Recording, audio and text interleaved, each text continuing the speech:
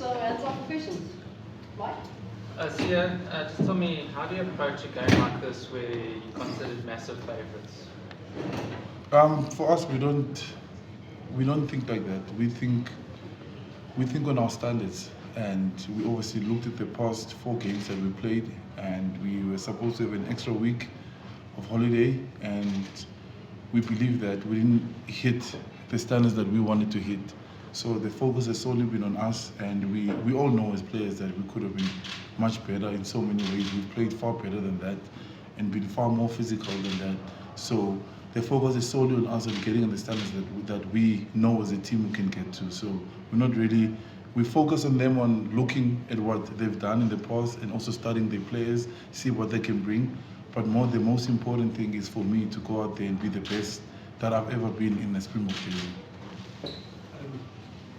Ross, and then Brendan, and then Mike. Stocker, obviously born for Young Hendricks. What's the extent of Young Hendricks' niggle? Bourne's obviously, this is a massive game for him, his second appearance, and it's against the Aussies. And then lastly, Rassie mentioned that if the Aussies win 6-2, you guys might look to bring O'Hare. It looks like you guys have resisted that urge. What was the thinking there?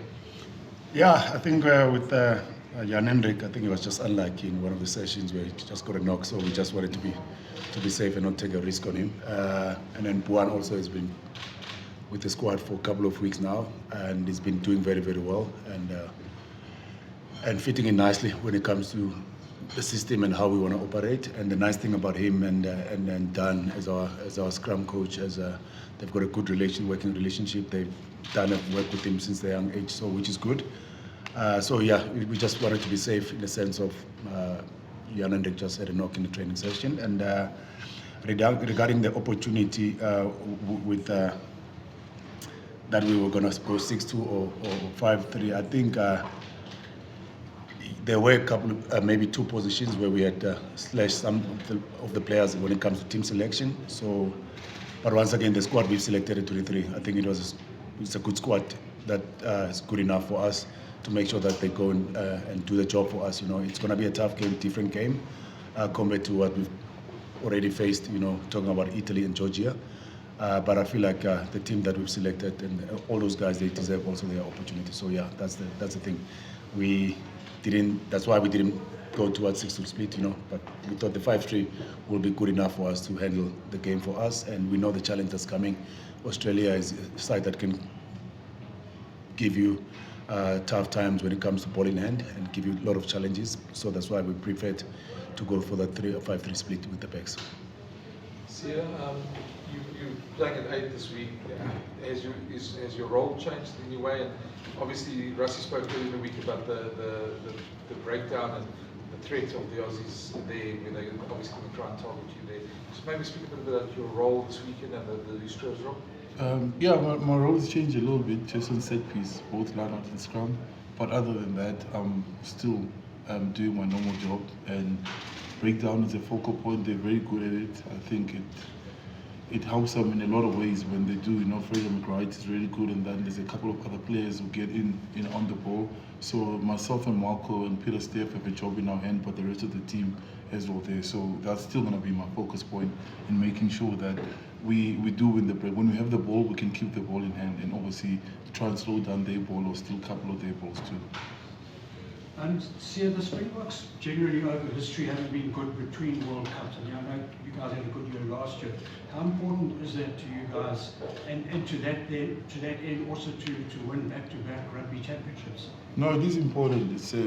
And I think that's why you see so many players getting opportunities, because injuries can happen, and it's unfortunate, as you saw with Jan this weekend. That's why players, when they get opportunities, we want to make sure, when we're in training camps, that group gets to be the best they can be, and you want to train against the best guys as well, and you go into the game, make it tougher. So trainings have been much tougher against each other, and it's been brutal against each other at times, especially in set piece for us as forwards.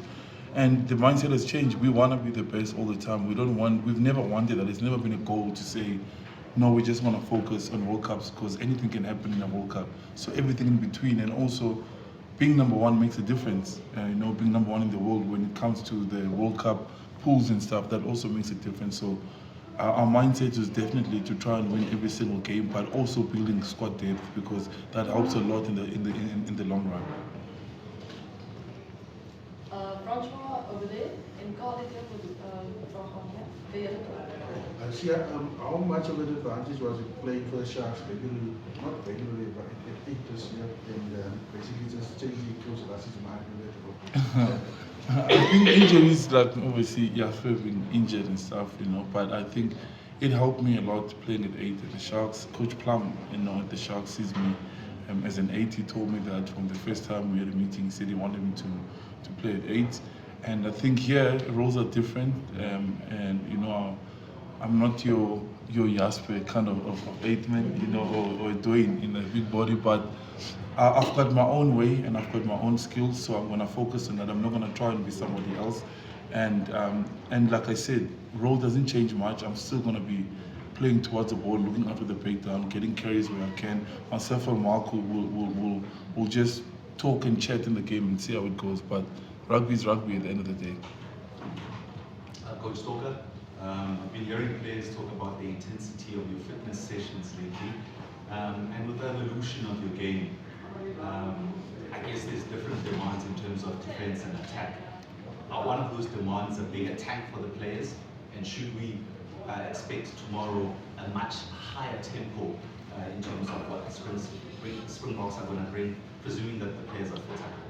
Yeah, I think it goes back to the point Sia also mentioned earlier. We've got standards that we've set for ourselves, we've got goals that we've set for ourselves, and for us to be able to maintain those goals, and to be the best in the world, not only during the World Cup year, throughout all the games that we played, and we know the people of South Africa, when the Springboks are playing, it's just a different vibe, so we don't take it for granted. We want to be the best in the world, we want to stay there on top of the world.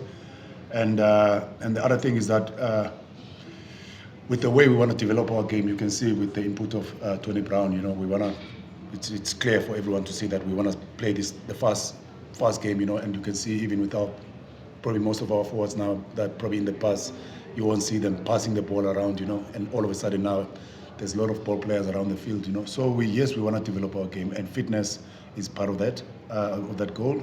And once again, you want to be the best in the world, If you want to compete against Australia, you want to compete against the All Blacks, you want to compete against Ireland, your players have to be fit enough, to handle whatever challenges we're going to face from the opposition. And once again, if I touch on Australia, you've seen probably the last 2 games against the British and Irish Lions. Second last game, they could have won the game. They've lost probably in the last seconds of the game. They've managed to win the last one, so they're probably also in a good space as a team in that changing room. So it's going to be a tough challenge. When you talk about ball in play time, that's why you need your players to be fit. So yeah, we're still getting there. I don't think we're at our best, but we're still getting there. So fitness-wise, yes, it's one of the biggest things when it comes to what we want to achieve as a team. Ross and Annemie? Stoker, you guys are facing a bit of an unexpected halfback pairing that you maybe weren't thinking of a couple of weeks ago. Nick White was supposed to be retired, and Connor hasn't played since 2022. So did that shift the focus a little bit this week, and is that something you guys have sort of had to align for? Yeah, I think it's our job as coaches, to make sure that you do your job very well in research. The moment they've made that call that Nick White is not going to retire, we knew already we have to make sure that we focus on what challenges can he bring on.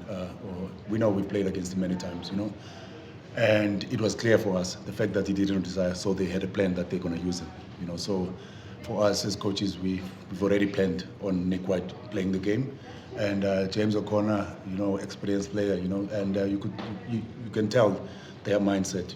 They want to come here, they want to use probably the most experienced brains when it comes to their system, and and it comes with a different challenge. He's one of the best when it comes to kicking game, and also when it comes to his leadership in that team, he's got a massive impact in that team. So yeah, we knew that chances of he was going to play, so we were always prepared for him. For both gentlemen, the Springbok women arrived at the World Cup, being very experienced in the World Cup. What are your messages, not just for the players that's going to be there for the first time, but also for fans to get behind them? We saw the videos of them arriving and chatting to some of them. obviously there's a lot of nerves. But I think they can take a lot of confidence of what they've done the last couple of years, and people can look at that they won the last game against the All Blacks 15. But I've seen how they've just changed as a group, and how they are on set piece, how good they are on scrums. They've got things that matter the most. They are capable of doing it. It's all about putting it together in a game. And I think they take confidence in what they've done in the past couple of games. And I don't know, I just have a feeling that we're going to see them make history by reaching the playoffs. I know they've got a tough pool. They've got Italy, where I think they could have won that game, and 1 or 2 mistakes. But they're a better team than they were when they played in the W15. So I'm looking forward to about what they're about to do. And the people of South Africa, they definitely should get behind them as they got behind us. They're growing and they give everything. I've seen, and they're hungry to get better, and they chat to us, they ask questions, going to the session. It means a lot to them. So I'm looking forward to see what they're about to do. Yeah, I think from my side the message is clear. We appreciate them, and we love them, and we support them, and they must know that we are behind them. We support them with everything, and it was great to see when they played at Athlone Stadium in Cape Town, the vibe, the people that came out to support them. And like we always say, we are 100% behind them. And it's good to see now people that are also now starting to be behind the ladies, Watch from TV when they were playing, the vibe at Athlone, it was just another level. And once again, like I always say, the more games they play in front of big crowd, also as a main curtain raiser towards the test match rugby, which is I'm talking about the Springboks, that was something nice for me to see, so I'm not sure who makes the call, if it's World Rugby or it's SA Rugby, that is something I think for the growth. We can't just talk the talk, it has to be action, and then we're starting to see the action now. Sia spoke about growth when it comes to how they're playing now as a team, and once again I must give credit to their coaching staff, Swayze, Bafana, and everyone who's involved there in that team. They're doing a great job, and once again we wish them all the best. We will be watching, we'll be supporting, and we appreciate what they do for the country. Thanks guys, vloggers off, and then we